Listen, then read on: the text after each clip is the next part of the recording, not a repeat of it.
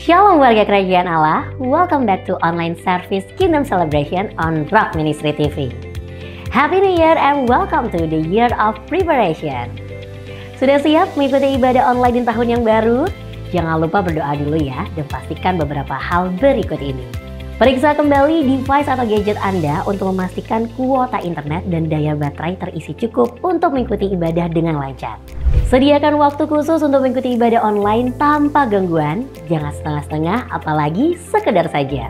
Siapkan catatan kemudian ikutilah ibadah dengan fokus dan serius seperti Anda beribadah di gereja. Ingatlah bahwa kita sedang beribadah bukan menonton ibadah. Warga kerajaan Allah, kami percaya pujian dan firman Tuhan yang disampaikan melalui tayangan ini tidak akan pernah kembali dengan sia-sia dan tentunya berdampak langsung merubah kehidupan kita untuk menjadi berkat dan memiliki kehidupan yang berbuah senantiasa. Selamat mengikuti ibadah online, Tuhan Yesus memberkati saudara.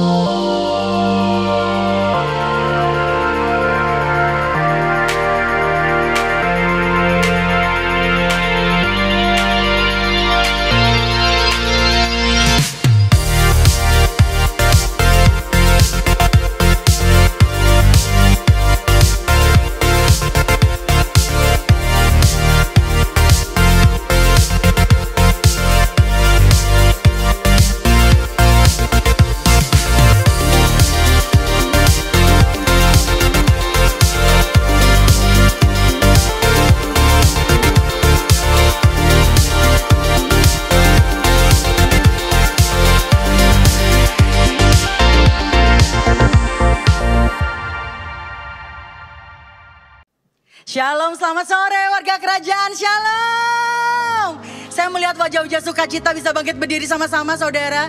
Kasih salam kiri kanannya. Yesus kita luar biasa, haleluya. Amin.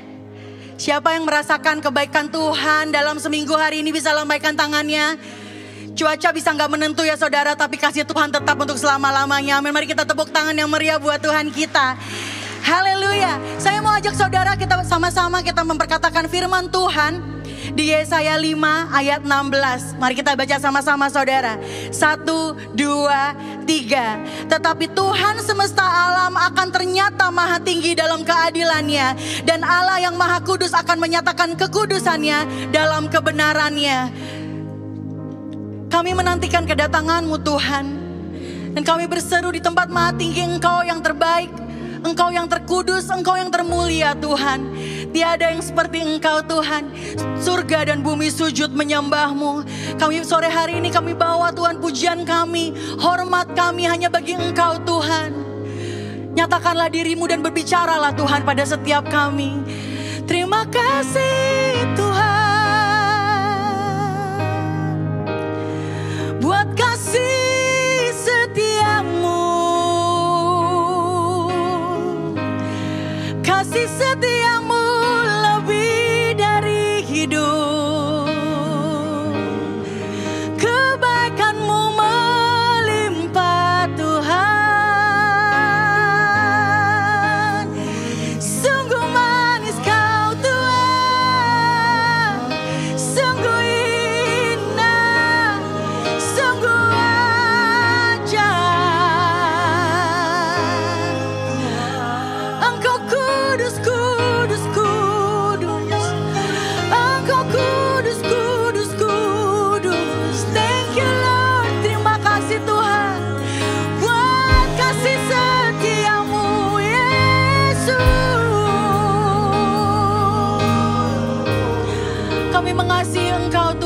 Terima kasih Tuhan Yesus. Engkau kudus Tuhan. Holy, holy, holy, Lord God Almighty.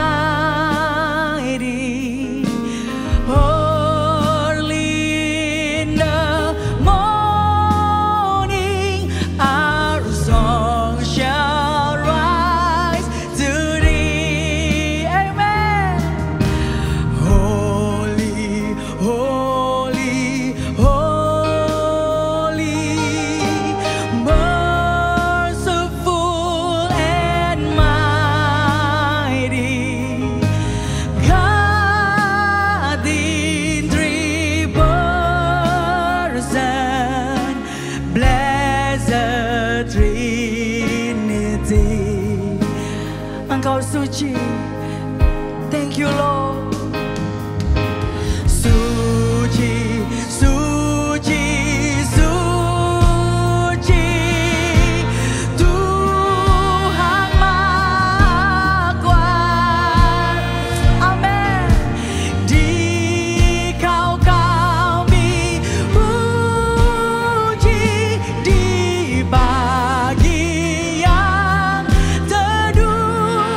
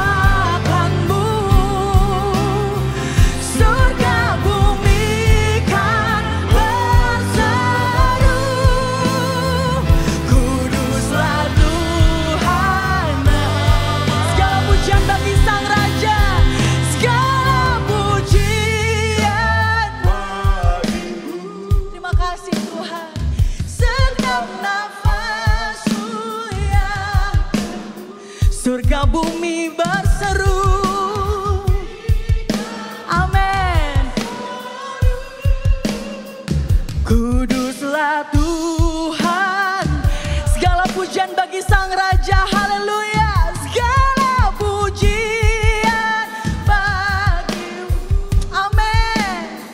Segenap nafas muliakan-Mu,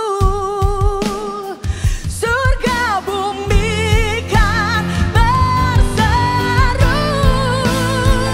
Kuduslah Tuhan nama-Mu, segala pujian bagi-Mu. Segenap nafas kami muliakan Engkau Tuhan.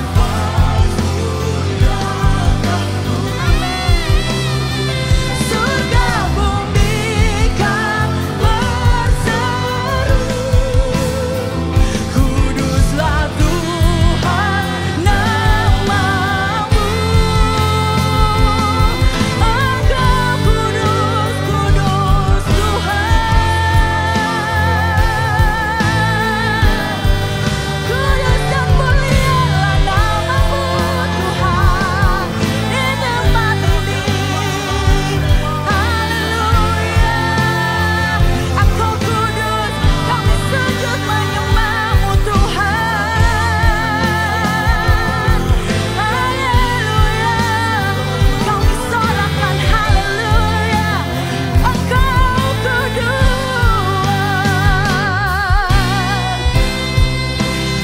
Sebab Engkau kudus dan mulia, tiada seperti Engkau Tuhan. Surga dan bumi sujud menyembah-Mu Yesus. Haleluya, haleluya. Terima kasih Tuhan. Thank you Lord. Kami percaya padamu Tuhan. Ku percaya Allah Bapa, ku percaya Sang Putra, ku percaya Roh Kudus-Mu, Kau Allah Tritunggal. Ku percaya kebangkitan ada dalam kita. Ku percaya dalam. Mari lembah pujian nyatakan. Ku percaya Allah Bapa, ku percaya Sang Putra, ku percaya Roh Kudus-Mu, Kau Allah Tritunggal. Ku percaya kebangkitan, amin. Ada dalam kita. Ku percaya dalam nama Yesus. Ku percaya Allah Bapa, ku percaya Sang Putra, ku percaya Roh Kudus-Mu, Kau Allah Tritunggal. Ku percaya kebangkitan ada dalam kita. Ku percaya dalam nama. Kami percaya. Ku percaya dalam nama. Kami percaya. Ku percaya dalam nama Yesus. Segala puji hormat hanya bagi satu nama, Yesus Kristus Tuhan. Haleluya. Amin. Amin. Haleluya. Saya percaya sore hari ini ada kuasa kebangkitan dalam hidup kita. Amin. Dan mari kita lebih lagi memuji Tuhan dengan sebuah lagu dari rumah sendiri, saudara. Dari lembah pujian. Mari kita nyatakan kemenangan di dalam kebangkitannya bagi kita. Amin. Mari bertepuk tangan, bersukacita. Yeay.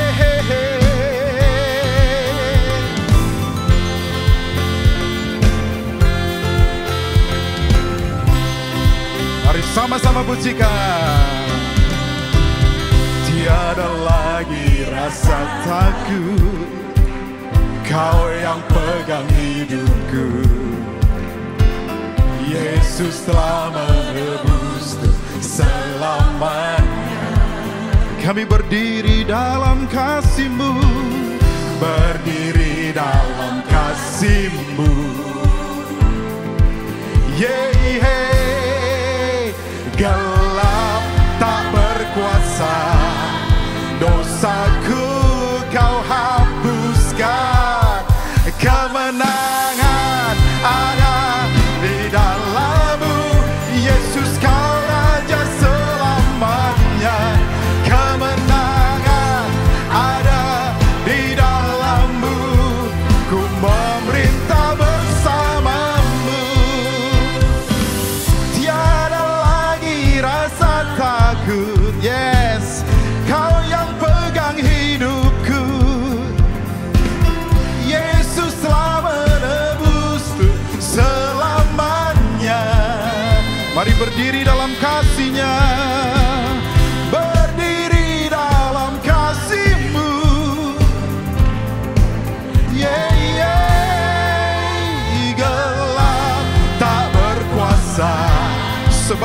dosaku kau hapuskan.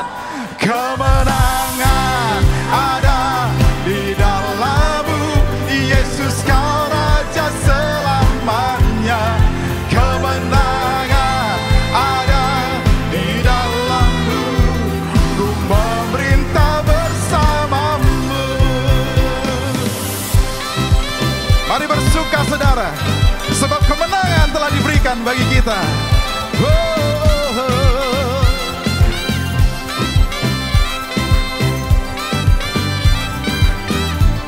Mari sama-sama bersorak, bersoraklah, angkat tangan, Yesus hidup, dan menang.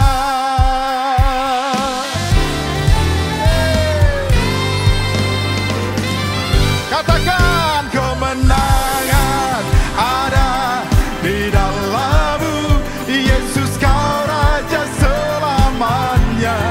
Kemenangan ada di dalam-Mu, ku memerintah bersama-Mu, ku memerintah bersama-Mu. Yes.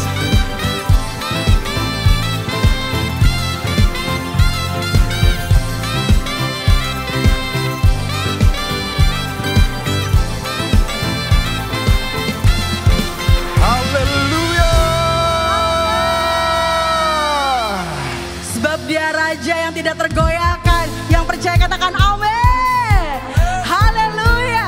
Mari kita bersyukur memiliki Allah yang dahsyat seperti Tuhan kita. Sama-sama tepuk tangan saudara.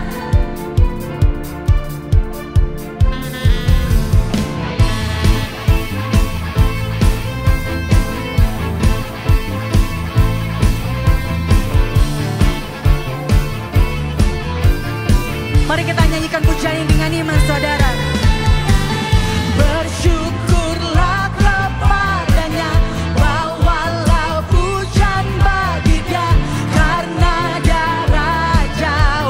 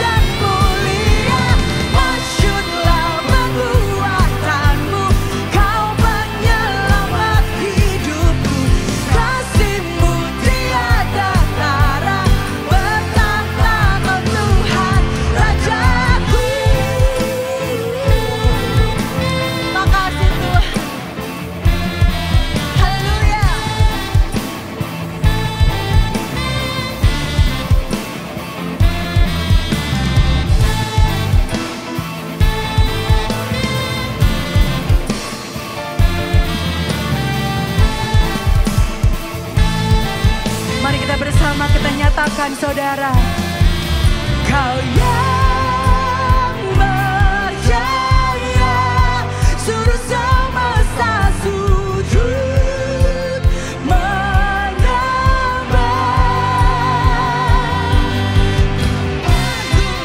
Kebangkitanmu, mujizat telah terjadi. Junjung kasih anugerahmu, kekal teguh dan mulia. Masyurlah perbuatanmu, kau penyelamat hidupku. Kasih-Mu tiada bertatang kau Tuhan.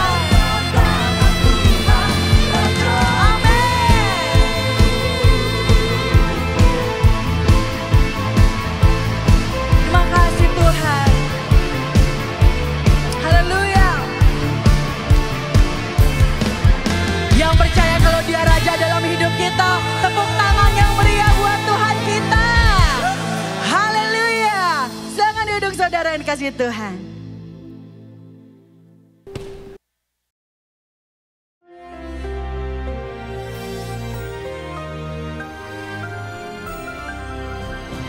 Shalom semua warga kerajaan Allah. Dan kita sedang menjalani living selflessly. Sebagai tanda orang selfless itu selalu berbagi dengan yang lain. Kita tahu Yesus ada greater David. Tapi kita mau belajar kehidupan David hari ini. Bagaimana dia menghinakan dirinya, merendahkan diri, tetapi menyenangkan Tuhan. Saudaraku, waktu David sudah menjadi raja, dan bagaimana dia membawa tabut Allah, gambaran pada the throne of God, gambaran pada hadirat Tuhan, dari rumah Obed-Edom kembali to the city of David, ke kota David. Dia belajar dari yang pertama bagaimana mengikut Tuhan itu tidak selalu praktis dan pragmatis.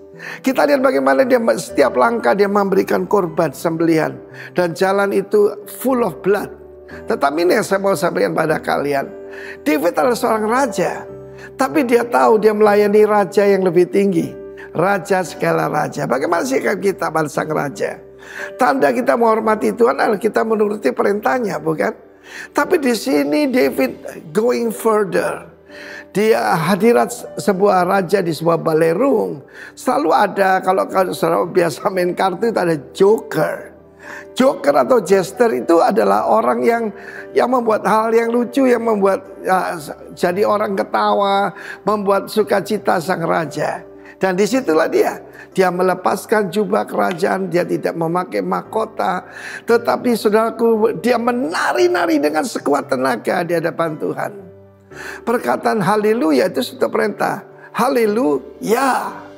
Yaitu saudaraku, halal adalah memberikan pujian pada Tuhan begitu rupa tidak jaim sampai dikira orang gila, saudaraku. Apa kalau sudah memuji Tuhan sudah dikira orang gila? Dan kita lihat bagaimana David memberikan seluruh hidupnya pada Tuhan. Dia menari-nari, dia akui di seluruh dunia, I'm just a servant of the Lord.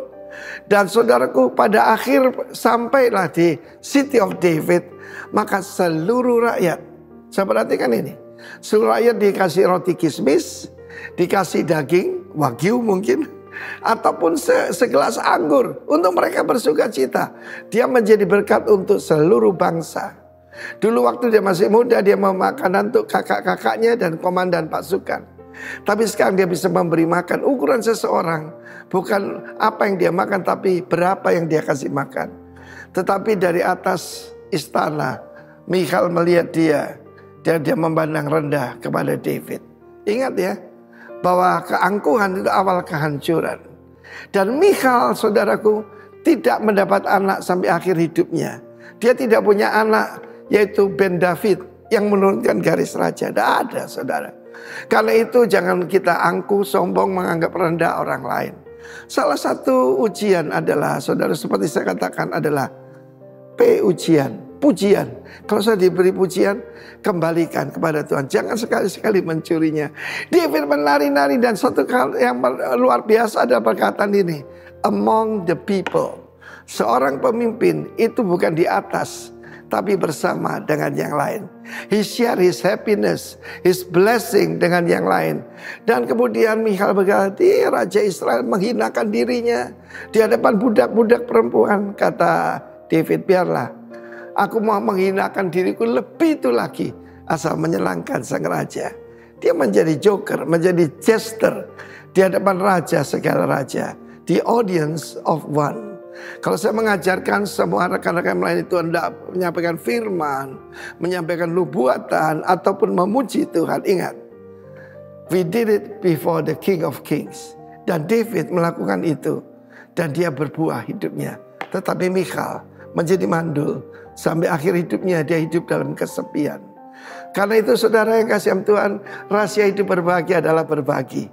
God bless you. Amin. Shalom warga kerajaan. Di dalam 1 Raja-Raja pasal ke-17, kita membaca sebuah kisah mengenai Nabi Elia dan seorang janda di Sarfat. Di mana pada saat itu Nabi Elia sangat lapar dan dia membutuhkan makanan. Dan dia meminta kepada seorang janda. Janda tersebut dalam kondisi yang sangat kekurangan, di mana dia hanya memiliki sedikit minyak dan sedikit tepung. Akan tetapi dia membuat sebuah roti dan memberikan roti pertamanya kepada Nabi Elia. Dan sisanya baru dinikmati dia bersama keluarganya. Dalam hal ini ada dua hal yang kita pelajari. Yang pertama adalah kita melihat bahwa janda tersebut tidak egois. Dan dia sangat murah hati. Di mana dia memberikan roti pertamanya itu kepada Nabi Elia. Dan sisanya baru dia nikmatin. Dan ini kita melihat kemurahan hatinya sungguh luar biasa. Hal kedua yang akan kita pelajari dalam hal ini adalah janda tersebut sangat percaya akan janji-janji Tuhan. Buli-buli dan tempayannya tidak pernah kosong. Hari demi hari, bulan demi bulan selalu terisi. Dan dia percaya Tuhan tidak pernah meninggalkannya. Warga kerajaan, apabila dari kita saat ini ada yang sama seperti janda ini, kita merasa masih banyak hal yang kita butuhkan, kita masih kekurangan, tapi kita perlu ingat, kita tidak boleh lupa untuk berbagi dengan orang. Karena di luar sana masih banyak orang-orang yang membutuhkan. Ya, kita bisa memberikan yang terbaik dari apa yang kita punya. Dan kita ingat, Tuhan tidak pernah meninggalkan kita. Tuhan akan selalu memelihara hidup kita sama seperti janda ini. Mari kita berdoa. Tuhan Yesus, kami ucap syukur Tuhan atas penyertaan-Mu, perlindungan-Mu, dan berkat-Mu Tuhan atas kehidupan kami, atas pekerjaan dan keluarga kami Tuhan. Pada hari ini Tuhan, kami ingin menabur, kami ingin memberi yang terbaik dari apa yang kami miliki Tuhan. Sucikan dan kuduskan Tuhan apa yang kami berikan agar berguna bagi kerajaan-Mu Tuhan. Terima kasih Tuhan, hanya dalam Tuhan Yesus kami berdoa dan mengucap syukur. Haleluya, amin. Tuhan Yesus memberkati. Haleluya. Kita percaya bahwa kita ada sampai hari ini karena kasih setia Tuhan yang memelihara kita. Amin. Sebab kasih setianya lebih dari hidup kita. Dan sore hari ini kita mau mengatakannya, menyatakannya dengan hati kita kepada Dia yang setia. Haleluya Tuhan. Ya Allah, Engkau kerinduanku. Selalu ku cari wajah-Mu Tuhan, seperti tanah yang kering rindukan air. Demikianlah jiwaku rindu Engkau. Ku memandang-Mu di tempat kudus, dan ku melihat kemuliaan-Mu. Ku berdiam di bawah naungan sayap-Mu, dan ku dapati kekuatan baru. Sebab kasih setia-Mu lebih dari hidup, kebaikan-Mu melimpah atasku. Jiwaku melekat kepadamu Tuhan, betapa ku merindukan-Mu. Mari lebih sungguh katakan dengan segenap hatimu, Ya Allah,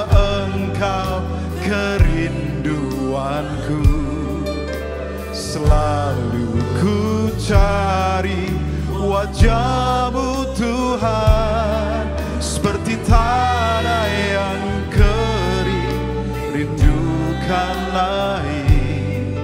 Demikianlah jiwaku rindu Engkau, kami pandang Engkau di tempat kudus, dan ku melihat kemuliaan-Mu. Ku berdiam di bawah naungan sayap-Mu, dan ku dapati kekuatan baru. Sebab kasih setia-Mu lebih dari hidup, kebaikan-Mu melimpah atasku. Jiwaku Tuhan melekat padamu, kepadamu Tuhan, betapa ku merindukanmu.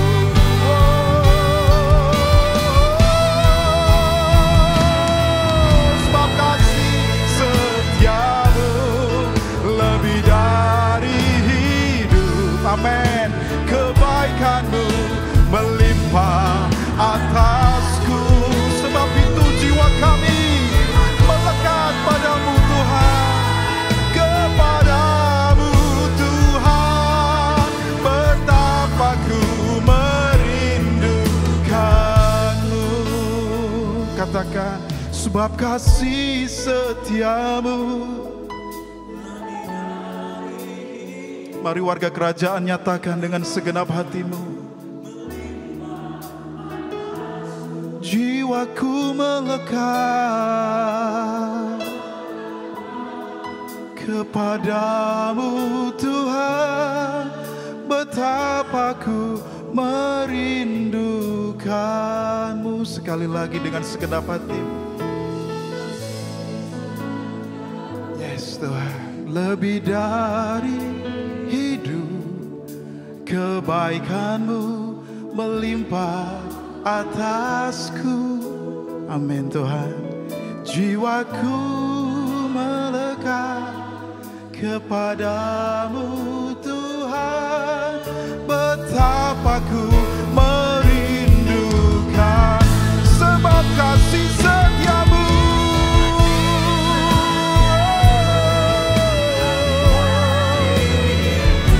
kebaikan-Mu. Haleluya. Jiwaku melekat kepadamu Tuhan, betapa ku merindukanmu.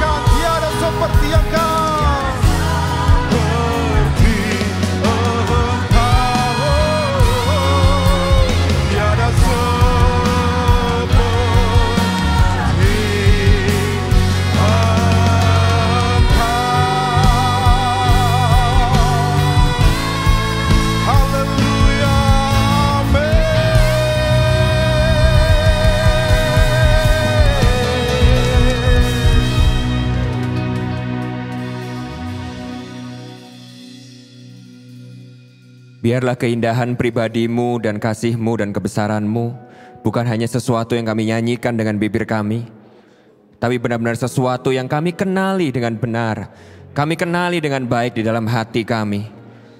Ingatkan kami, bantu kami Tuhan, bila kami masih banyak yang belum menyadari atau bahkan yang tidak menyadari bahwa mengenal pribadi-Mu dan kasih-Mu adalah kebutuhan terbesar dalam kehidupan kami. Itu yang paling kami butuhkan di dalam kehidupan kami. Oleh sebab itu berbicaralah lewat firman-Mu. Pada sore hari ini pakailah hamba-Mu di tengah-tengah segala kelemahan dan keterbatasan hamba-Mu. Biar Engkau sendiri yang berbicara kepada gereja-Mu di tempat ini. Mewahyukan apa yang hendak Kau berikan kepada gereja-Mu di tempat ini. Dan biarlah Engkau sendiri yang mengurapi setiap telinga, hati, dan pikiran kami. Supaya kami benar-benar bisa menangkap, kami bisa memahami, bisa mengerti semua yang hendak Kau berikan kepada kami pada sore hari ini. Roh Kudus, kami sepenuhnya bergantung kepadamu, karena tanpa bantuan Roh Kudus kami gak akan bisa dengar, kami gak akan bisa mengerti, apalagi melakukan firman yang akan kami dengar. Oleh sebab itu kami sepenuhnya bergantung pada bantuan Roh Kudus. Biarlah Engkau yang beracara di tempat ini, biarlah Engkau yang ambil alih semuanya, bekerja, menolong kami, membantu kami, supaya benar-benar kami bisa menerima firman yang hendak Kau sampaikan di tengah-tengah kami pada sore hari ini. Dan biarlah firman itu masuk ke dalam hati kami, tumbuh dan berbuah-buah lebat dalam hati kami, sehingga kehidupan kami bisa semakin memancarkan kemuliaan Kristus. Berbicaralah kepada kami Tuhan, kami siap mendengar. Semua jemaat Rock Lembah Pujian yang siap mendengarkan firman Tuhan, sama-sama katakan amin, amin. Puji Tuhan, puji Tuhan. Silakan duduk saudara. Shalom, selamat sore. Selamat sore. Pertama-tama saya ucapkan terima kasih banyak buat semua pemimpin di tempat ini, buat kesempatannya dan kehormatannya untuk saya bisa melayani di tempat ini. Nah, sore hari ini saya akan ajak saudara untuk kita bersama-sama merenungkan apa yang menjadi tema kita di bulan ini ya saudara ya, yaitu living selflessly. Ya, hidup dengan tidak mengutamakan diri sendiri. Nah, kalau kita ngomong living selflessly saudara, tentu saja kita nggak akan bisa melakukan itu kalau hidup kita ini masih terikat dan bergantung dengan banyak hal di dalam kehidupan kita saudara. Nah, oleh sebab itu saudara, hari ini saya akan ajak saudara untuk kita merenungkan tema ini dengan apa yang diajarkan oleh Rasul Paulus di surat Filipi pasal keempat ayat ke-10 sampai 13 saudara ya. Kita akan belajar tentang satu ayat yang saya rasa itu paling terkenal di seluruh Alkitab, yaitu Filipi 4 ayat 13 saudara ya. Tapi kita akan baca sama-sama mulai dari ayat 10 dulu saudara. Saya akan baca ayat yang 10 sampai 11, lalu kemudian kita akan baca bersama-sama ayat yang ayat yang ke-12 sampai ke-13 dengan keras bersama-sama. Oke saudara? Semuanya siap? Oke, kita mulai ya. Filipi 4 ayat 10 sampai 13. Demikianlah firman Tuhan. Aku sangat bersukacita di dalam Tuhan bahwa akhirnya pikiranmu dan perasaanmu bertumbuh kembali untuk aku. Memang selalu ada perhatianmu, tetapi tidak ada kesempatan bagimu.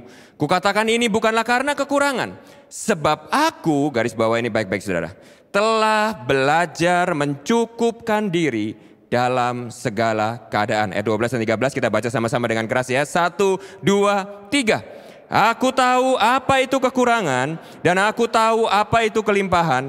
Dalam segala hal dan dalam segala perkara tidak ada sesuatu yang merupakan rahasia bagiku, baik dalam hal kenyang maupun dalam hal kelaparan, baik dalam hal kelimpahan maupun dalam hal kekurangan. Ayat 13 lebih keras lagi sama-sama. 1, 2, 3. Segala perkara dapat kutanggung di dalam Dia yang memberi kekuatan kepadaku. Nah, tadi saya udah bilang ya saudara ya, Filipi 4 ayat 13 itu mungkin saudara ya adalah ayat yang paling terkenal di seluruh Alkitab saudara. Nah, saya nggak tahu kenapa, terutama ayat ini itu sangat terkenal di kalangan para atlet saudara. Ada di antara saudara yang familiar dengan atlet-atlet ini saudara? Yang pertama yang di sebelah paling kiri itu saudara ya, itu adalah Tim Tebow. Kalau saudara suka dengan American football, ya suka nonton American football, katanya Tim Tebow ini adalah salah satu quarterback terbaik di Amerika. Nah, suatu hari dia bermain di dalam sebuah pertandingan final, lalu dia itu masang kayak semacam face painting gitu ya, mungkin ya, cat di dalam mukanya itu yang saudara lihat itu warna hitam di bawah matanya itu saudara ya, yang sangat ikonik waktu itu. Dan saudara tahu tulisannya apa saudara? Filipi 4 ayat 13. Gitu ya. Atau kalau saudara suka olahraga bela diri seperti saya gitu. Di sini nggak apa-apa kan ya suka olahraga bela diri atau dihakimi ya? Nggak diundang lagi. Nggak ya saudara ya. Oke, saya suka olahraga bela diri. Nah, yang di tengah itu saudara, itu kalau saudara suka nonton UFC, itu salah satu petarung UFC terbaik sepanjang masa. Namanya John Jones ya. Dia adalah seorang Kristen juga. Nah, dia ini punya sebuah tato yang ikonik di dadanya saudara. Dan tato itu tebak tato apa saudara? Filipi 4 ayat 13 gitu ya. Atau yang terakhir yang sebelah kanan ini saya rasa mungkin lebih banyak yang tahu di tempat ini. Karena banyak anak muda. Siapa di sini suka olahraga basket? Angkat tangan yang suka basket. Waduh nggak ada juga ya. Salah ya ini di sini ya. Oke. Nah ini adalah sepatu salah seorang pemain basket NBA paling terkenal sekarang saudara. Yaitu Stephen Curry. Kalau saudara tahu ya Steph Curry ya. Dia adalah pemain NBA di Golden State Warriors ya. Dan dia itu suka nulis ayat-ayat Kristen. Kan dia memang orang Kristen saudara ya, cukup sungguh-sungguh. Dia tuh suka nulis ayat-ayat Alkitab di sepatunya dia sebelum tanding saudara. Nah saudara tebak, ayat yang paling sering dia tulis di sepatunya apa saudara? Filipi 4 ayat 13 tuh saudara bisa baca ya. I can do all things to Christ. Nah jadi Filipi 4 ayat 13 ini adalah salah satu ayat yang paling terkenal. Mungkin kalau saudara nggak suka nonton olahraga, saudara sering lihat ayat ini di stiker mobilnya orang. Gitu saudara ya, benar ya. Wah, Filipi 4 ayat 13 atau di gelas mug gitu ya, atau di saudara pakai itu pasang wallpaper saudara atau apapun. Nah, tapi di saat yang sama saya percaya seperti ini saudara. Ayat ini adalah ayat yang paling terkenal di Alkitab, namun di saat yang sama ini adalah ayat yang juga menurut saya paling sering salah diartikan dan disalahpahami saudara. Nah, saya nggak tahu alasan atlet-atlet ini memasang ayat Filipi 4 13 itu di dalam tubuh mereka ya. Saya nggak tahu, saya nggak mau menghakimi itu. Tapi kalau saya amati, menurut saya saudara, banyak sekali orang yang mengartikan Filipi 4 ayat 13 itu seperti ini saudara. Bersama Kristus, aku bisa melakukan segala sesuatu yang aku mau. Sehingga pada waktu mereka pakai Filipi 4 ayat 13 itu artinya gini, bersama Kristus aku pasti bisa jadi juara sport. Bersama Kristus aku pasti bisa memenangkan pertandingan final NBA. Atau kalau saudara adalah seorang pengusaha, bersama Kristus aku akan bisa buka cabang 100, 200. Aku akan bisa mencapai untung sebanyak-banyaknya. Tentu saja semua ambisi itu nggak salah saudara ya. Bukan berarti saudara jadi orang Kristen tidak boleh punya ambisi. Oh enggak. Kalau saudara berbisnis, saudara harus punya ambisi yang positif. Saudara harus punya goal yang positif untuk bekerja sebaik mungkin. Tapi saudara, makna sebenarnya dari Filipi 4 ayat 13 itu bukan seperti itu. Bukan artinya dengan Tuhan Yesus saudara bisa melakukan segala sesuatu yang saudara mau. Tapi artinya itu lebih seperti ini saudara. Bersama Tuhan Yesus, bersama Kristus, saudara bisa menanggung segala sesuatu yang terjadi di dalam kehidupan ini. Baik kekalahan maupun kemenangan, baik kelimpahan maupun kekurangan, baik suka maupun duka, baik sehat maupun sakit. Tidak ada yang bisa mengambil sukacita dan pengharapan kita di dalam kita mengikuti Yesus, melayani Yesus di dalam segala perkara. Aku bisa melakukan semuanya itu bersama dengan Kristus. Nah, kalau saudara mau living selflessly, di dalam saudara itu mengikut Yesus dan melayani Tuhan Yesus, saudara harus belajar prinsip yang diajarkan Paulus di sini. Dan ini yang akan kita sama-sama pelajari dengan dalam malam hari ini. Nah, tapi saya akan mulai dengan poin yang pertama saudara ya. Poin yang pertama kita akan lihat di ayat 12. Bahwa iman Kristen, ini saudara harus mengerti, adalah iman yang realistis terhadap kenyataan kehidupan. Ayat 12 Paulus berkata seperti ini. Aku tahu apa itu kekurangan dan aku tahu apa itu kelimpahan. Kata tahu di sini bukan hanya tahu secara teori saudara ya. Tapi kalau saya boleh terjemahkan di dalam terjemahan Antoni Pribudi, ada saudara cari di aplikasi TAP saudara ya. Nggak ada saudara ya guyon ini karena saya lihat mukanya udah mulai tegang semua ya. Nggak ada saudara ya, ini kalau saya boleh terjemahkan supaya lebih mudah buat saudara. Maka kurang lebih Paulus berkata seperti ini. Aku tahu rasanya kekurangan. Aku tahu rasanya kelimpahan. Jadi bukan hanya tahu karena dengar dari orang atau tahu secara teori. Tapi kalau saudara baca kisah para rasul, Paulus benar-benar pernah merasakan semuanya itu. Dalam segala hal dan dalam segala perkara, gak ada sesuatu yang baru buat aku. Baik di dalam hal kenyang, aku pernah merasakan kenyang. Baik dalam hal lapar, aku pun pernah merasakan lapar. Dan dalam hal kelimpahan maupun dalam hal kekurangan. Perhatikan baik-baik saudara ya. Alkitab dan dalam kasus ini adalah Paulus tidak memberikan kepada kita sebuah versi kekristenan yang seakan-akan ikut Yesus itu semuanya pelangi dan unicorn. Semuanya marshmallow. Hidup ikut Yesus itu artinya kita hidup di atas awan-awan yang kita ini terbebas dari segala problematika dan permasalahan dunia. Oh no. Kita lihat di sini, Alkitab sangat realistis terhadap kenyataan kehidupan bahwa hidup sebagai orang Kristen tidak selalu enak, tidak selalu mulus, tidak selalu hidup ini penuh dengan hal-hal yang mudah dan gampang bagi kita. Bahkan, perhatikan baik-baik saudara, Paulus sebagai seorang hamba Tuhan dan pemimpin yang bertanggung jawab, tidak memberikan atau mengajarkan versi kekristenan yang manis-manis saja kepada jemaatnya, melainkan dia sangat realistis dan mempersiapkan jemaatnya terhadap realita kehidupan ini, bahwa mengikuti Kristus, bahkan melayani Kristus sekalipun, tidak semerta-merta membuat kehidupan kita menjadi kebal terhadap penderitaan. Siapa Paulus ini saudara? Paulus ini adalah orang yang beberapa ayat sebelumnya berkata seperti ini, teladanilah aku seperti aku meneladani Kristus. Jadi dia berkata hal ini tuh sebagai seorang teladan iman. Dia nggak berkata seperti ini, aku mengalami kekurangan, aku mengalami kelaparan ini, aku mengalami segala masalah ini karena aku adalah seorang Kristen yang buruk, karena aku gagal menjadi orang Kristen. Oh enggak. Paulus berkata seperti ini sebagai seorang teladan iman. Dia berkata bahwa aku pun sebagai teladan imanmu, sebagai pemimpinmu, aku pun di dalam mengikut Yesus dan melayani Yesus, hidupku tidak lepas dari penderitaan dan permasalahan. And that's the reality of life. Kita hidup di dunia yang sudah tercemar karena dosa, tidak membuat kita sebagai orang Kristen yang bisa lepas dari yang namanya penderitaan. Suka duka, tawa dan air mata, mendapatkan sesuatu yang baik dan kehilangan sesuatu yang berharga dalam kehidupan kita, sehat maupun sakit, adalah dinamika realita kehidupan yang dialami oleh semua orang, termasuk orang Kristen.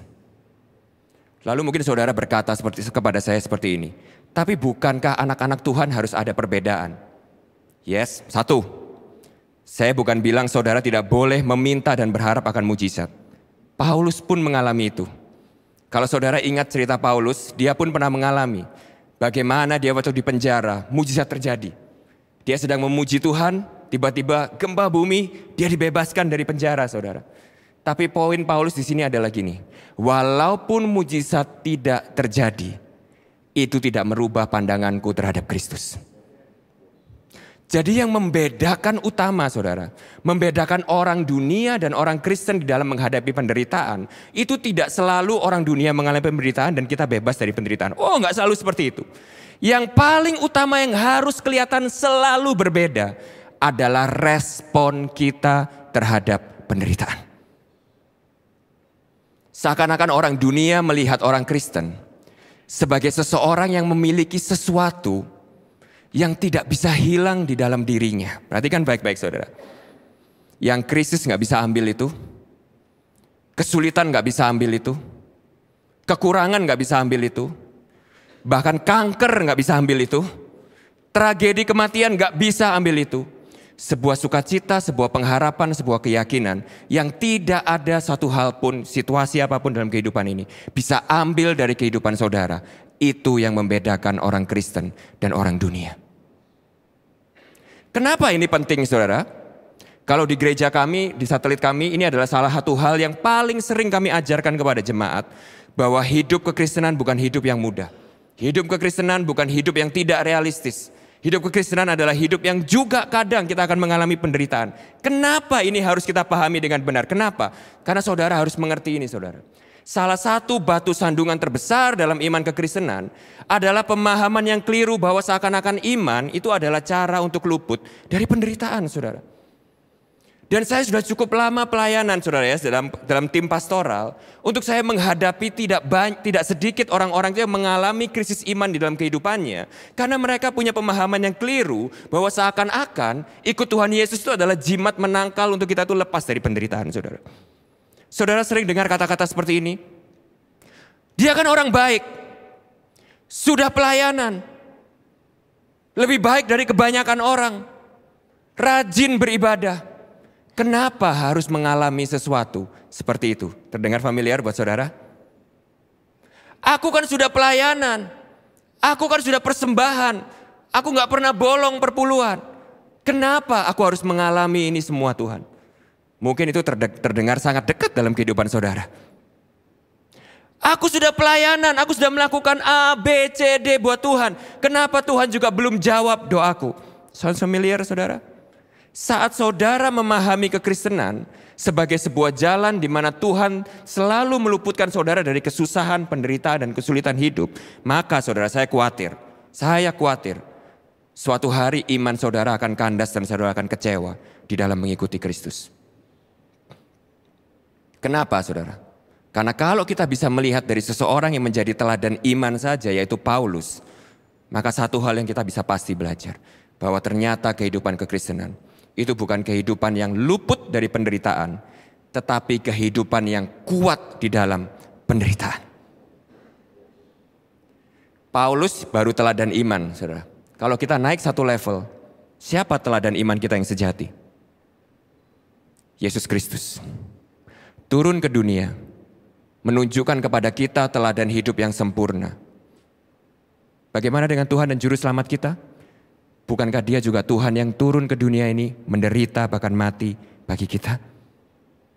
Apakah kita hari ini expect untuk kita sebagai pengikutnya lepas dari yang namanya penderitaan, saudara? Tentu saja tidak.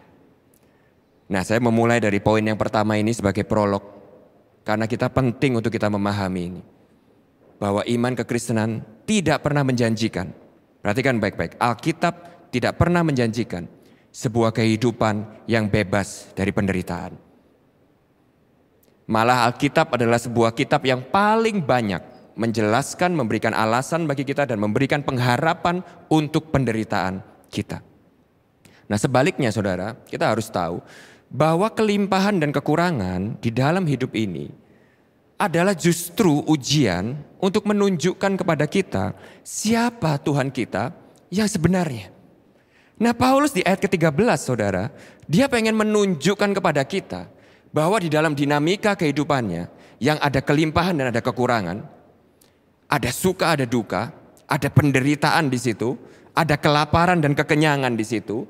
Paulus ingin menunjukkan kepada kita bahwa siapa, bukan apa saudara ya, siapa yang menjadi sumber kekuatan di dalam kehidupan Paulus. Di ayat ke-13 Paulus berkata seperti ini, segala perkara dapat kutanggung di dalam Dia yang memberi kekuatan kepadaku. Atau dengan kata lain Paulus berkata seperti ini, bahwa sukacita kehidupan Paulus. By the way, kalau saudara tahu ya, kitab Filipi saudara ya, itu banyak teolog yang percaya dan saya pun juga percaya itu, karena kalau saudara baca ada satu kata yang paling banyak diulang di dalam kitab Filipi selain Yesus Kristus tentu saja, itu adalah kata sukacita saudara. Jadi banyak teolog itu yang percaya bahwa kitab Filipi itu adalah buku tentang sukacita. Tapi saudara mau tahu surat Filipi itu ditulis Paulus dalam keadaan hidupnya seperti apa saudara? Pertama, ditulis dari dalam penjara. Dan bukan sembarang penjara saudara. Ini adalah penjara terakhir kalau saudara tahu ya dalam perjalanan hidup Paulus. Di mana sebelum akhirnya di dalam penjara tersebut dia menerima eksekusi hukuman mati saudara. Jadi menulis surat ini di dalam penjara dan menunggu eksekusi hukuman mati, Paulus itu menulis sebuah surat tentang sukacita. Bukan dari villa di Uluwatu sambil minum es kelapa muda saudara. Sukacitalah di dalam Tuhan, bersukacitalah senantiasa. Atau Filipi 4 ayat 8 dan 9 yang kita sering tahu ya, ayat 6 ya saudara. Jangan khawatir akan segala apapun juga, tetapi di dalam segala kebutuhanmu, dalam segala doa dan permohonan, sampaikanlah permohonanmu kepada Tuhan dengan ucapan syukur. Bukan di villa Uluwatu sambil minum es kelapa muda saudara. Tapi di dalam penjara sambil menunggu eksekusi hukuman mati. Dia mengajarkan kepada kita tentang sukacita.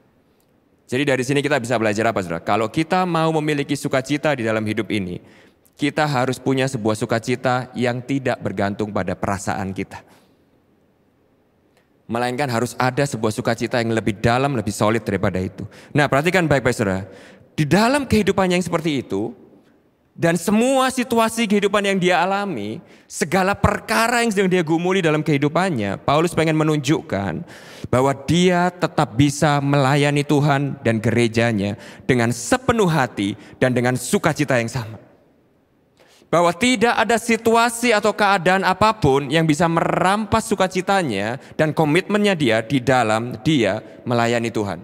Nah, kemampuan seperti inilah saudara, yang membuat Paulus itu mampu menghidupi dan memenuhi panggilan hidupnya di dalam situasi apapun. Nah, saya kasih tahu saudara ya, kita di dalam kehidupan kita pribadi, kalau kita mau jujur sama diri kita sendiri, perhatikan ini baik-baik saudara. Kita tidak akan bisa memenuhi panggilan hidup kita saat hidupan kita ini masih dikontrol oleh keadaan atau situasi hidup kita. Gak akan saudara. Saya boleh sampaikan sesuatu dengan jujur, tapi untuk refleksi saudara ya. Ini berlaku buat saya pribadi dan saya rasa ini bisa menjadi refleksi untuk kita semua. Perhatikan baik-baik saudara. Kalau komitmen kita kepada Tuhan dan kepercayaan kita di dalam mengikuti Tuhan, itu tergantung keadaan dan situasi kita. Misalnya, kita berkata, aku bisa melayani Tuhan nanti pada waktu situasinya lebih baik. Atau kita berkata seperti ini, aduh sorry aku gak mungkin bisa berdoa, baca Alkitab, pastor.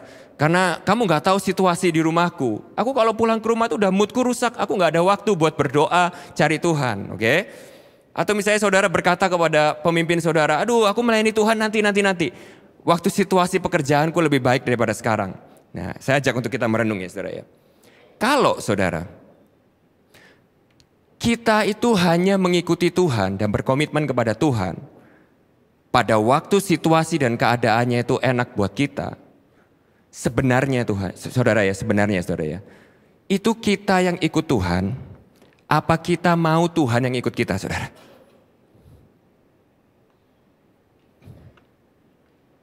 Pada waktu kita hanya mau berkomitmen kepada Tuhan, dan pelayanan kita dan perjalanan kita bersama Tuhan mengikut Tuhan itu tergantung dengan situasi dan keadaan kita.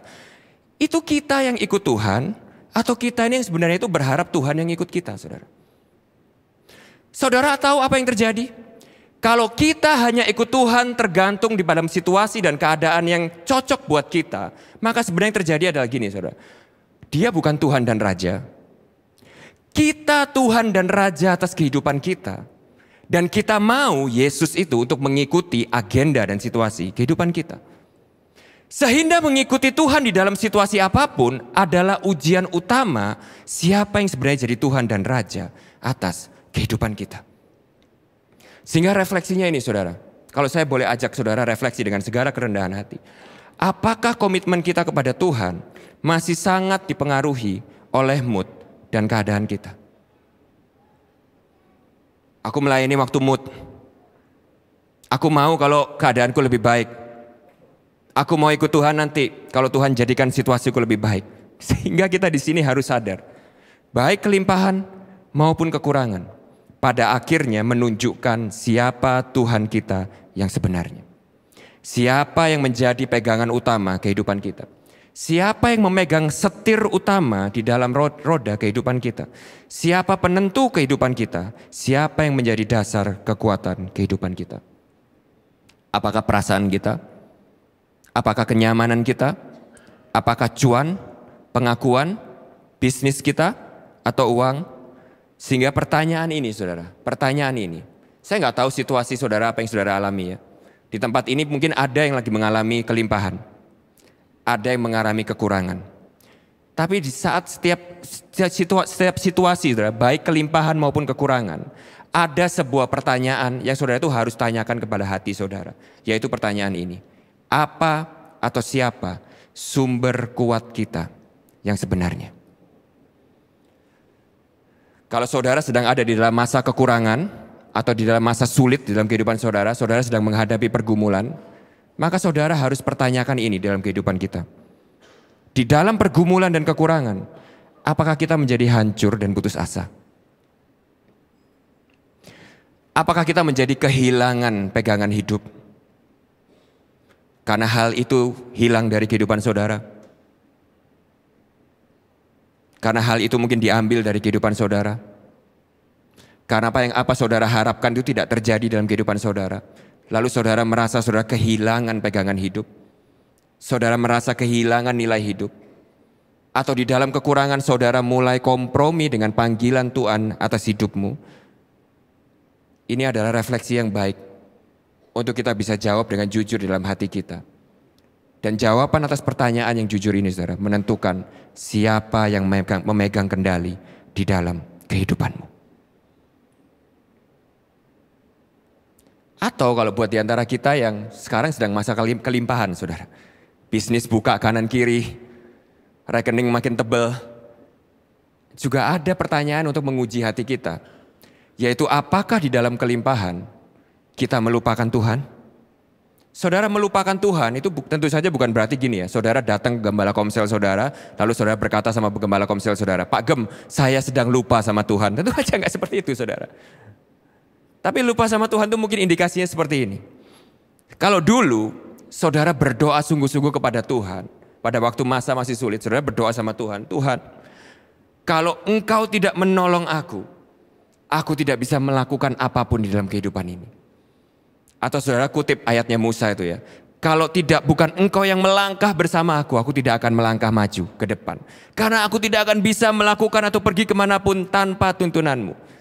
Tetapi begitu masa kelimpahan saudara, segala sesuatunya berjalan lancar, apakah saudara masih berdoa seperti itu? Saudara saya ini di gereja saya ya, di satelit saya bukan di sini, saya yakin kalau di sini nggak ada ini saudara kayak gini ya. Kalau di satelit saya saudara ya, pada waktu masa sulit itu sangat umum untuk orang itu berdoa teriak sama Tuhan, di mana Engkau Tuhan? Kenapa Engkau izinkan penderitaan ini? Umum saudara. Banyak yang berdoa seperti itu. Tapi seumur-umur saudara ya, saya belum pernah ngelihat orang di dalam masa kelimpahan dan pada waktu Tuhan kasih berkat, itu juga tanya hal yang sama. Di mana Engkau Tuhan? Kenapa Engkau izinkan semua berkat ini untuk aku terima? Nggak ada saudara. Nah saudara tahu kenapa? Karena di dalam masa kelimpahan, kita cenderung untuk kita lupa sama pemberinya. Saudara ingat ya, ada 10 orang kusta disembuhkan sama Tuhan. Yang balik berapa saudara? 1. Yang lainnya, hore aku sembuh. Udah lama nih aku sering lihat orang jogging, aku gak bisa jogging nih ya. Sekarang aku mau jogging. Aku mau nge-gym, aku mau fitness, aku mau lari, aku mau jalan-jalan ke sini. Asik dengan pemberiannya. Masih ngucap syukur gak? Saya rasa masih ngucap syukur saudara. Tapi sudah lupa dengan sang pemberi. Lebih asik dengan ciptaan sampai lupa dengan sang pencipta. Lebih asik dengan berkatnya, menikmati berkat Tuhan sampai lupa kenapa Tuhan sang pemberi berkat itu memberi berkat itu ke dalam kehidupan saudara. Nah itu saudara definisinya lupa sama Tuhan. Atau di dalam masa kelimpahan kita jadi lebih asik dengan pemberian dan lupa terhadap sang pemberi. Nah ini adalah tes yang kita harus tanyakan di dalam kehidupan kita. Di dalam masa kekurangan maupun kelimpahan. Dan saya harap ini bisa menjadi refleksi yang baik untuk kita semua sore hari ini. Nah, saya akan tutup dengan ini saudara ya. Kalau tadi di ayat 12 dan 13 kita itu belajar tentang kebenarannya. Maka di ayat 10 dan 11 itu kita akan belajar implikasinya. Aplikasinya dalam kehidupan itu apa kalau gitu? Dengan kita ini tahu, menyadari bahwa Kristuslah sumber kekuatan kita. Bahwa di dalam kehidupan kita sebagai orang Kristen pun, saat kita mengikut Tuhan pun, kita nggak akan lepas dari yang namanya kelimpahan maupun kekurangan, penderitaan, suka dan duka. Tapi kita justru harus tahu bahwa setiap kelimpahan dan kekurangan itu adalah ujian bagi kita untuk menguji kita. Siapa Tuhan kita yang sebenarnya memberi kekuatan kepada kita. Nah implikasinya apa saat kita ini mengerti, memahami kebenaran ini. Ada 2 implikasi dari ayat 10 dan 11. Kita lihat dulu yang ayat 10 ya saudara ya. Implikasi yang pertama, kita tuh tidak lagi menjadi orang yang bergantung kepada orang atau barang saudara. Ayat 10 Paulus berkata seperti ini. Aku sangat bersukacita di dalam Tuhan bahwa akhirnya pikiranmu dan perasaanmu bertumbuh kembali untuk aku. Memang selalu ada perhatianmu tetapi tidak ada kesempatan bagimu. Nah kenapa Paulus itu berkata seperti ini? Kalau saudara itu tahu ceritanya ya, saudara nanti baca Alkitab di rumah, Kisah Para Rasul dan kitab lain di Perjanjian Baru. Maka saudara akan tahu ceritanya gini saudara. Pada waktu Rasul Paulus ini pertama kali masuk ke kota Roma, dia ini disambut sebagai seorang celebrity pastor yang terkenal saudara. Banyak penggemarnya, oke?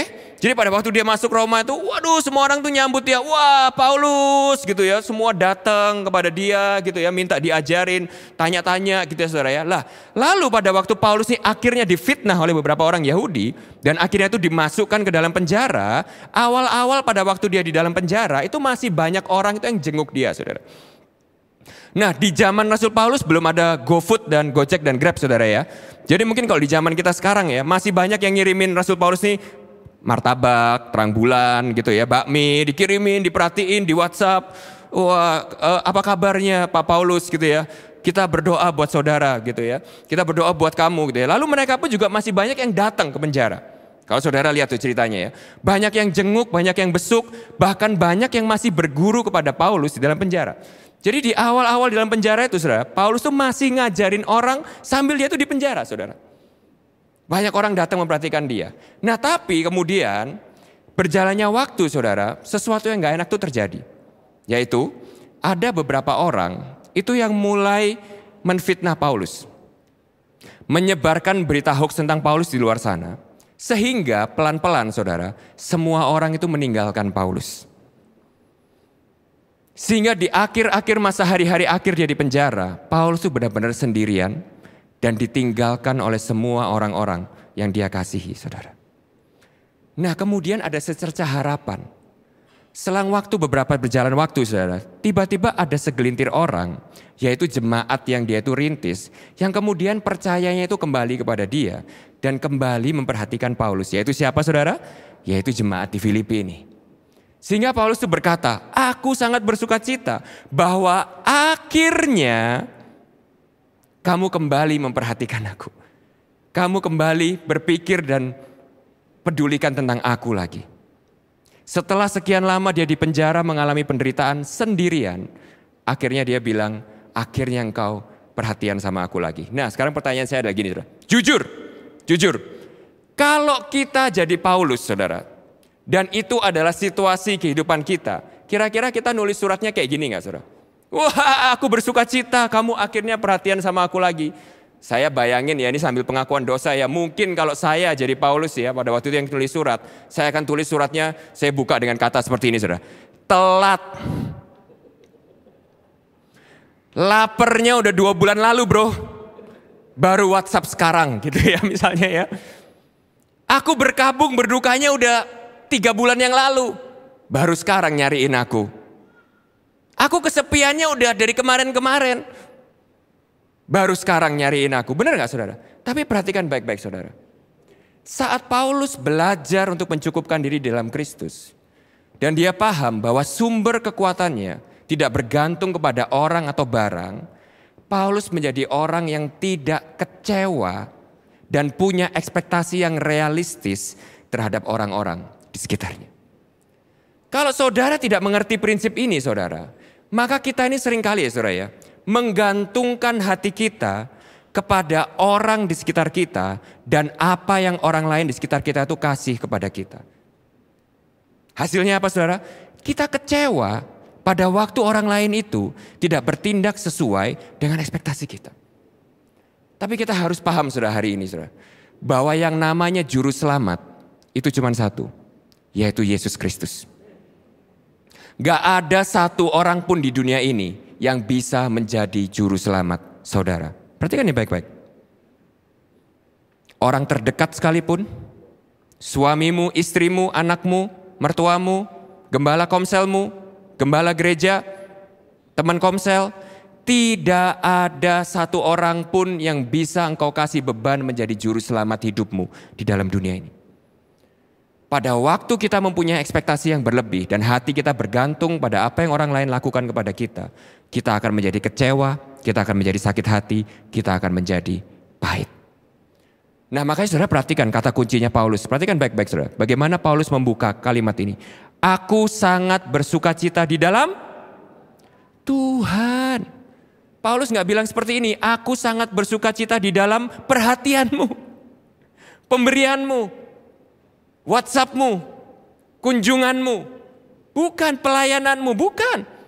Paulus sadar betul bahwa pemelihara sejati dalam hidupnya memang kadang Tuhan itu bekerja lewat orang-orang di sekitar kita. Memang saudara. Jarang sekali kan saudara lagi lapar, beras itu langsung jatuh dari langit saudara ya. Jarang saudara ya, hampir nggak pernah. Saya belum pernah dengar di berita seperti itu. Seringkali Tuhan itu bekerja lewat orang-orang. Tapi saudara itu harus punya pemahaman yang benar bahwa bukan orang-orang itu yang memelihara kehidupan saudara, tetapi Tuhanlah yang memelihara kehidupan saudara. Sehingga sukacita Paulus tidak terletak pada perhatian orang lain, pelayanan orang lain, pembelian orang lain. Tapi sukacita Paulus ada di dalam Tuhan yang menggerakkan orang-orang di sekitar kita. Yang ngasih makan engkau bukan bosmu. Yang ngasih makan engkau adalah Tuhan. Yang memelihara kita Tuhan. Yang melihat kita meskipun gembala komsel kita nggak ngelihat kita, Tuhan. Yang menjamin kehidupan kita, Tuhan. Yang bekerja di dalam caranya lewat jalan-jalan yang kita nggak akan pernah tahu sepenuhnya. Nah kedua saudara, perhatikan baik-baik. Paulus berkata seperti ini. Memang selalu ada perhatianmu, tetapi tidak ada kesempatan bagimu. Perhatikan baik-baik, ini penting saudara ya. Pada waktu hati kita ini tidak bergantung kepada orang atau barang di sekitar kita. Dan kita menjadi mulai mempunyai ekspektasi yang realistis terhadap orang-orang di sekitar kita. Kita jadi bisa mengerti bahwa orang-orang di sekitar kita itu juga punya pergumulan dan situasi kehidupan yang sama saudara. Jadi Paulus waktu ini berkata seperti ini. Memang kamu tuh merhatiin aku. Tapi aku tahu gak ada kesempatan bagimu. Kenapa? Karena engkau pun mengalami pergumulan dan penganiayaan.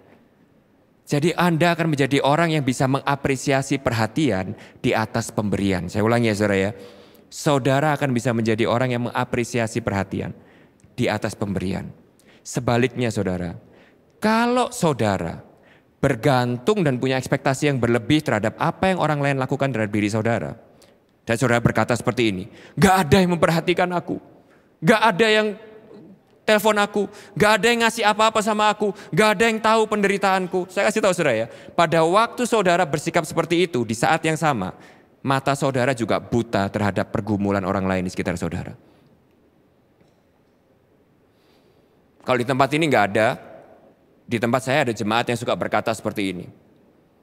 Saya gak pernah diperhatikan, saya gak pernah dikunjungi, saya gak pernah, bahkan ada jemaat satu-satu yang bilang gini, gak pernah say hello sama saya. Saya kaget saudara. Kapan ya saya ngelihat dia ya gitu saudara ya. Apa mungkin pada waktu saya lagi nyetir 80 km per jam, dia lewat saya gak ngelihat dia bilang, wah gak bilang hello gitu ya saudara ya. Gak tahu saya saudara. Tapi pada waktu ada orang berkata gitu sama saya kadang ya, kamu gak pernah merhatikan aku gini. Di dalam hati saya, kalau hamba Tuhan boleh juga curhat dan mengaku dosa saudara. Kadang saya itu cuma pengen nyeletuk sambil guyon, saya bilang kayak gini saudara. Emang kamu pernah juga ya nanya pergumulanku? Dari mana ya kamu yakin pergumulanmu lebih besar daripada pergumulanku? Ini guyon saudara, tapi poin saya adalah gini.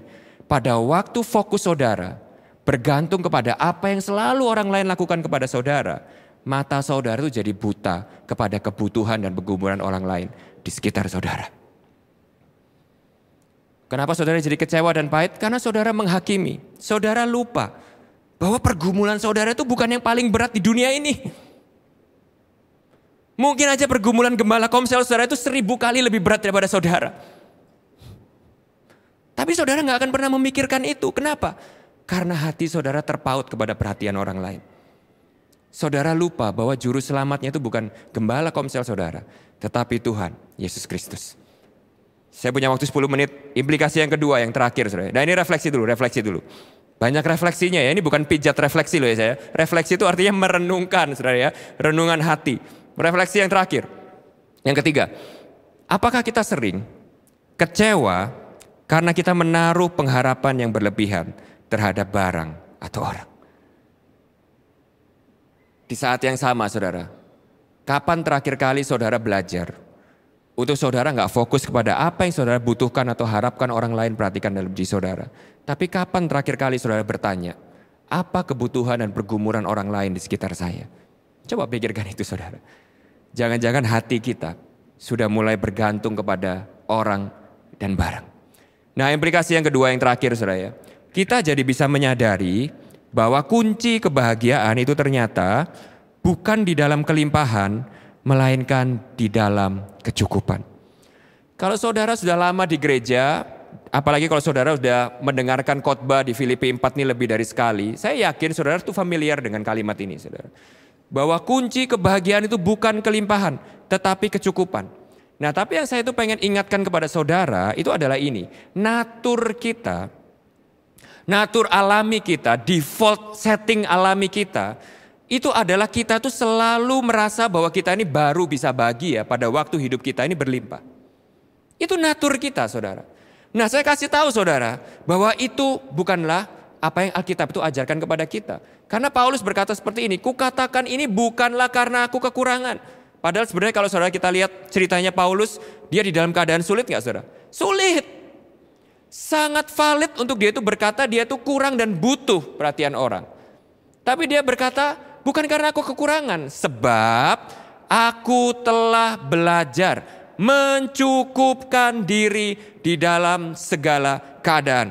Dengan kata lain, Paulus pengen berkata begini seperti saudara, sebagaimana aku di dalam keadaanku saat ini, Anda juga harus tahu bahwa selama kamu belum bisa merasa cukup, kamu tidak akan pernah bisa merasa bahagia. Selama kita nggak bisa cukup dengan 1 juta, kita nggak akan cukup dengan 10 juta, saudara. Percaya saya, saudara.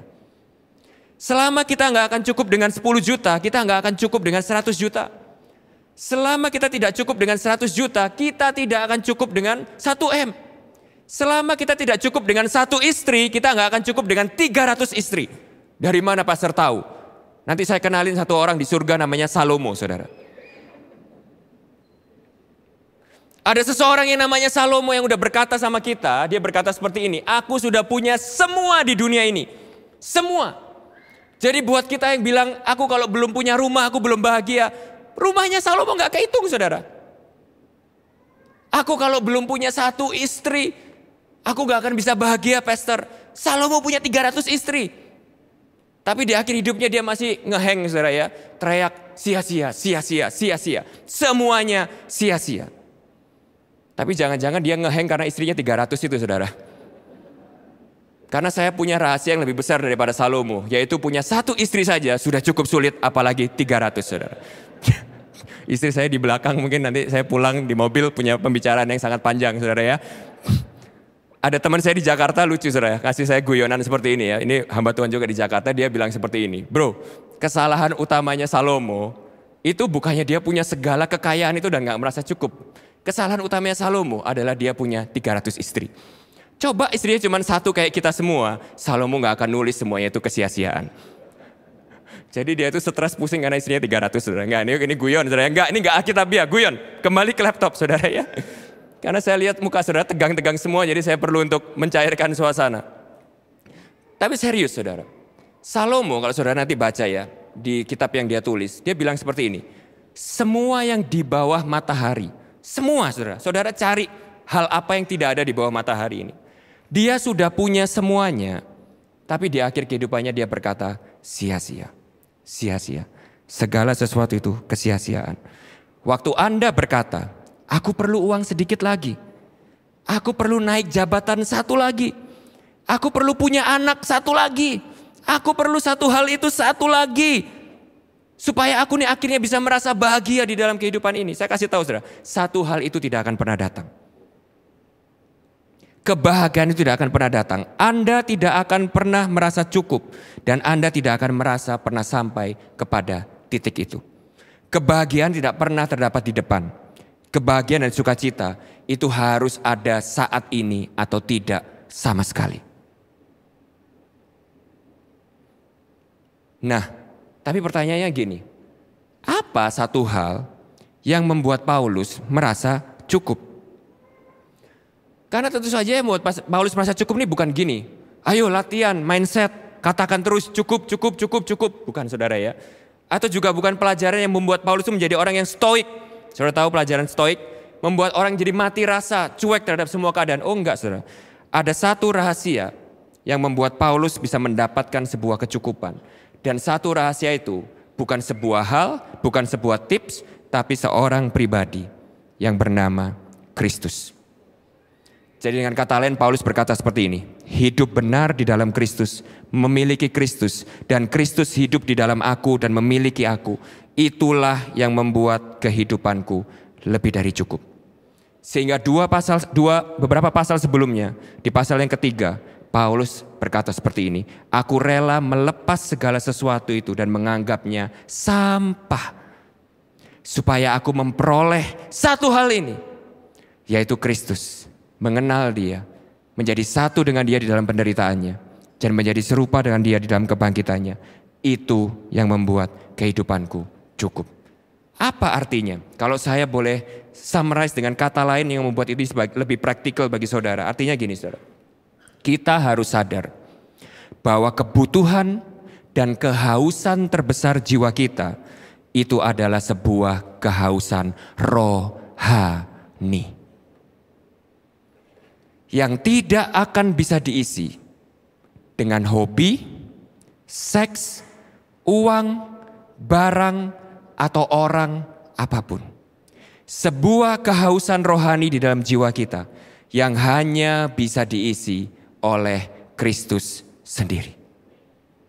Tidak ada kegiatan, tidak ada pengakuan, tidak ada prestasi apapun yang bisa mengisi kehausan jiwa kita tersebut, selain saudara benar-benar mengalami dan memiliki Kristus di dalam jiwa saudara. Saat kita nggak menyadari hal ini saudara, kita akan terus berusaha mengisi kehausan ini dengan banyak hal dan tetap merasa kosong. Inilah kenapa banyak orang yang, kalau saya boleh taruh dalam sebuah quote, ini teman saya bikin sebuah quote bagus sekali saudara. Inilah kenapa banyak orang saudara membeli banyak hal yang mereka tidak benar-benar perlu dengan uang yang mereka tidak benar-benar punya untuk menyenangkan orang yang tidak benar-benar mereka sukai. Saudara ngikutin? Ini kenapa banyak orang itu yang beli banyak hal yang mereka tidak benar-benar perlu dengan uang yang mereka tidak benar-benar punya untuk menyenangkan orang yang mereka tidak benar-benar sukai. Akibatnya apa? Terjerit dengan banyak hutang karena spend money in a lot of things yang useless, gak bisa memuaskan. Hobi yang aneh-aneh, terjerat di dalam seks ataupun apapun yang mereka anggap itu bisa memuaskan kehausan jiwa mereka. Addicted dengan games atau segala sesuatu yang menjerat dan menghabiskan waktu dan tenaga mereka. Namun yang tanpa mereka sadari bahwa ternyata kekosongan dan kehausan yang utama itu adalah sebuah kehausan rohani yang hanya Tuhan bisa isi. Sehingga saya tutup dengan satu hal terakhir ini, kalau saudara bisa bawa pulang saudara. Kalau saudara memahami ini, maka saudara akan sadar bahwa pada saat saudara puas secara rohani, saudara itu akan sadar ternyata hidup ini dan kebahagiaan itu lebih simpel daripada yang kita pikirkan saudara. Tapi di sisi lain, kalau hari ini kebahagiaan itu terdengar begitu rumit dan kompleks buat saudara, yang seakan-akan saudara itu berpikir, aku harus ini dulu, aku harus punya ini dulu, aku harus gini dulu, baru aku bisa bahagia. Aku harus punya itu dulu, aku harus menjadi seperti itu dulu, baru aku bisa bahagia. Saudara tahu, problem saudara bukan saudara kekurangan apa yang material dan fisik. Saudara tentang haus akan sesuatu yang sifatnya rohani. Yang hanya bisa diisi oleh kasih Kristus. Saudara harus paham saudara, bahwa kehausan jiwa kita yang terbesar itu adalah terhadap sebuah kasih. Saudara pernah ketemu sama orang yang orang itu berkata seperti ini, meskipun dunia ini runtuh, meskipun aku kehilangan segalanya, selama Dia mengasihi aku, maka aku memiliki seluruh dunia. Saudara pernah ketemu orang seperti itu ya? Orang yang lagi jatuh cinta. Saudara tahu, itu adalah dambaan hati kita semua.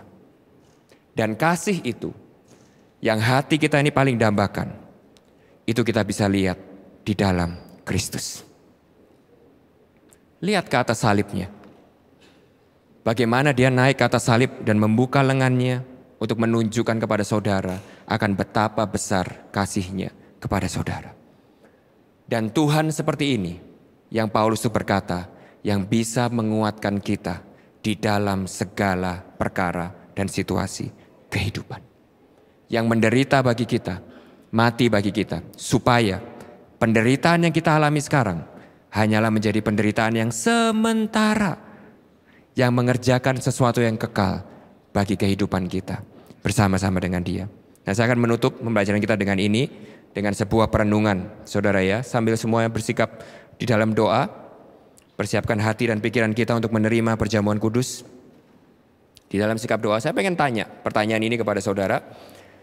Dan saya pengen saudara tanyakan ini dengan sungguh-sungguh ke dalam hati saudara. Hari ini, saat ini, apakah saudara punya sukacita di dalam hati saudara? Tanyakan dengan jujur dan saudara harus jawab ini dengan jujur. Apakah saudara bisa dengan 100% yakin dan berkata bahwa aku punya sebuah sukacita dan damai sejahtera di dalam hatiku yang tidak bergantung pada situasi apapun. Kenapa ini penting saudara? Kenapa ini penting? Karena ini saudara, segala sesuatu di dunia ini bisa hilang dari hidup saudara. Saudara naruh sukacita saudara di dalam prestasi saudara, prestasi bisa hilang saudara.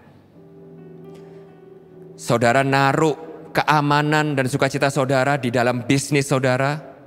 Kita belajar dari COVID, kita belajar dari pandemi, bisnis bisa hilang dari kehidupan saudara. Oh, sukacitaku ada di dalam suamiku, istriku, anakku. Saya kasih tahu saudara, selama orang itu adalah manusia, orang itu tidak akan selama-lamanya berada di dalam sisi saudara.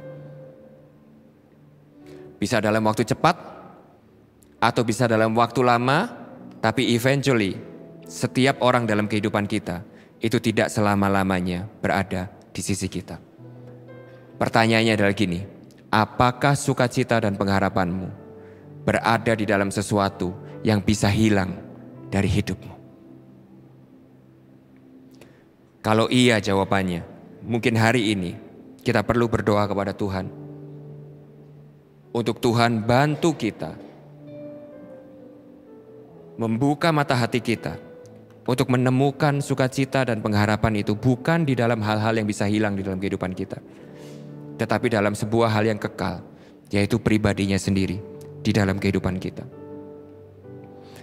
Atau mungkin ada di antara saudara, firman ini menegur saudara.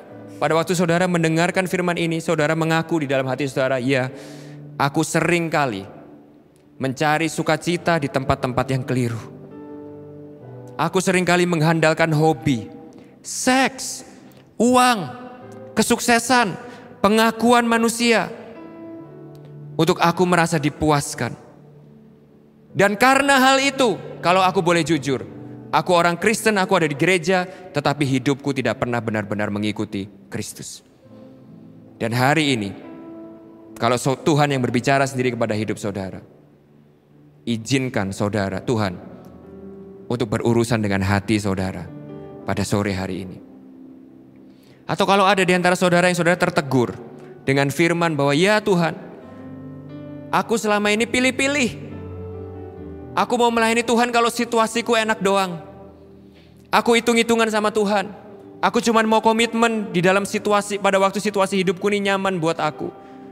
Hari ini lihat ke salib. Lihat bagaimana dia berkata kalau boleh cawan ini berlaru daripadaku.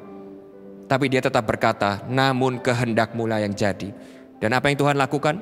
Di dalam situasi yang seharusnya tidak enak bagi dia, dia tetap naik ke atas kayu salib itu. Demi saudara dan saya. Hari ini, apakah engkau mau meninggalkan dia hanya karena situasi hidupmu gak nyaman? Pada waktu dia sudah naik ke atas kayu salib untuk membayar lunas dosamu dan dosaku. Sehingga hari ini mungkin firman ini berkata kepada hati saudara. Dan saudara mau merekomitmen ulang kepada Tuhan. Iya Tuhan, aku mau bertobat. Selama ini aku kurang ajar. Selama ini aku tidak menghargai kasih karunia-Mu. Aku mau memberikan hidupku dan seluruh komitmenku terlepas dari situasi apapun dalam kehidupanku untuk melayani Engkau. Mungkin kalau itu saudara perlu berdoa itu pada sore hari ini. Saya kasih kesempatan untuk kita masing-masing berurusan dengan Tuhan dan meresponi firman Tuhan pada sore hari ini. Setelah itu saya akan tutup dengan doa.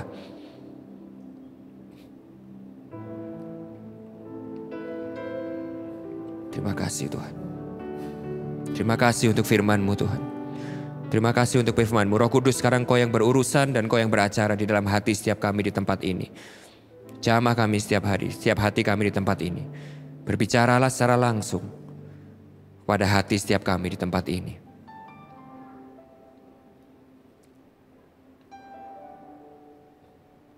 Terima kasih Tuhan. Terima kasih. Terima kasih. Sambil kita persiapkan hati dan pikiran kita untuk perjamuan kudus, mari kita berdoa. Tuhan, terima kasih untuk firman-Mu. Hamba-Mu terbatas, kami terbatas, namun Engkau adalah Allah yang tidak terbatas. Biarlah Engkau yang mengerjakan apa yang tidak terbatas itu di dalam hati setiap kami, hidup setiap kami.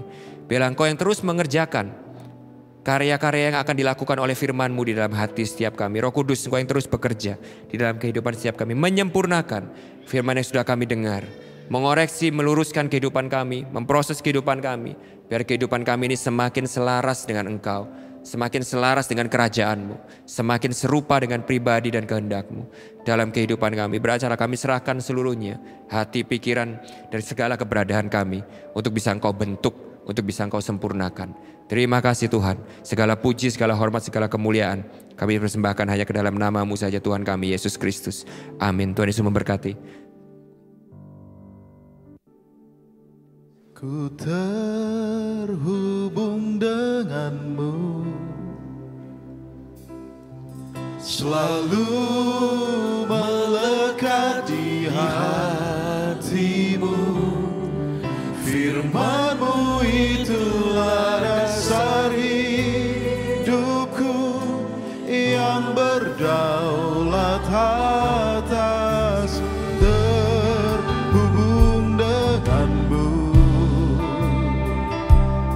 selalu melekat di hatimu. Firman-Mu itulah dasar hidupku yang berdaulat atasku. Mari kita bangkit berdiri bersama-sama. Kasih-Mu layakkan seluruh hidupku. Amin Tuhan Yesus. Mampukan ku melakukan yang Kau inginkan. Mari angkat pujian ini dengan iman. Yes. Tak bisa ku terlepas. Amin. Kau menggenggam tanganku. Yes Lord. Ingin lebih mengenal pribadi-Mu. Sekali lagi katakan, Kasih-Mu layakkan seluruh hidupku. katakan dari hatimu yang paling dalam. Mampukan ku melakukan yang Kau inginkan. Terima kasih Tuhan. Amin. Tak bisa ku terlepas. Kau menggenggam tanganku. Ingin lebih mengenal pribadi-Mu. Semuanya Ku terhubung denganmu, selalu melekat di hatimu. Firman-Mu itulah dasar hidupku yang berdaulat atasku. saya percaya malam ini saudara diberkati. Saya gak perlu menambahkan lagi. Sudah jelas dan luar biasa memberkati kita, termasuk saya. Sewaktu saya firman disampaikan, saya berkata, Tuhan, aku bertobat Tuhan. Ada bagian-bagian di dalam hidupku yang belum aku serahkan. Seringkali aku mengambil alih hidupku, mengatur Tuhan. Tapi hari ini, waktu kita masuk dalam perjamuan, kita perbaharui kembali. Katakan, Tuhan sekarang bukan aku lagi, tapi sepenuhnya Tuhan yang atur dalam hidup kita. Amin. Saudara, adakah di antara daripada warga kerajaan yang belum dapat anggur perjamuan ini? Ada boleh angkat tangan? Para pelayan Tuhan akan membantu. Semua sudah dapat ya?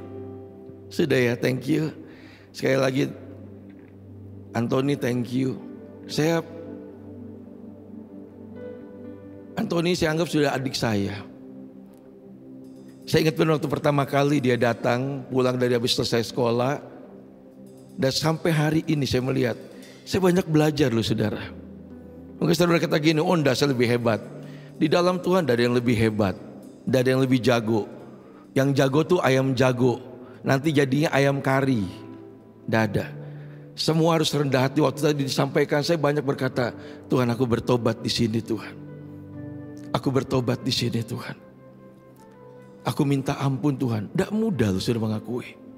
Tapi itu yang Tuhan mau. Nah saya rindu jangan sembarangan makan ini. Karena ini covenant, perjanjian.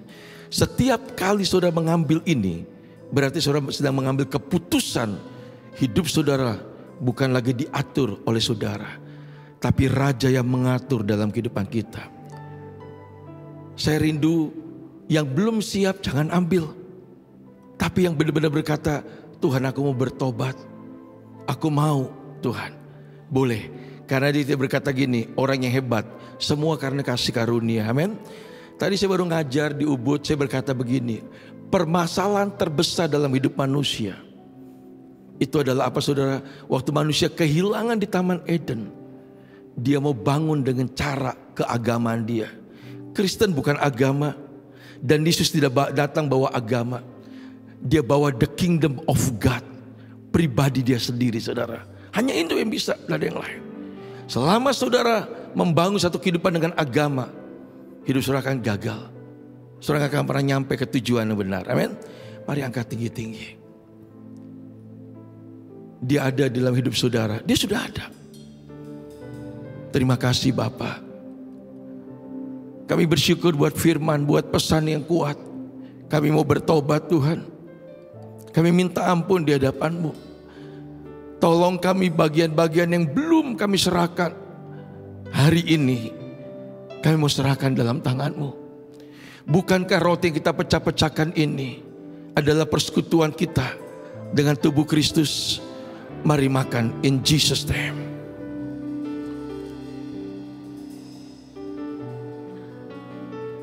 Ucapkan syukur, mari kita angkat cawan ucapan syukur ini perjanjian. Tinggi-tinggi angkat kepala kita.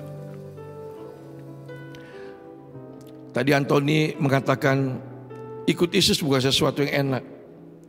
Baru kemarin saya punya kesaksian. Dia baru sungguh-sungguh menyerahkan hidupnya kepada Tuhan, pasangan muda. Baru punya anak 1,5 bulan. Dia baru ikut komsel 2 bulan. Saya gak tahu apakah hari ini dia hadir. Saya tadi mau suruh dia beri kesaksian, saya izin tuh. Saudara tahu dia ikut komsel, dia bawa bayinya. Baru 1,5 bulan. Tiba-tiba kemarin beberapa hari yang lalu dipanggil Tuhan. Saya syok, sudah dia telepon saya. Koyanto, anak saya dipanggil.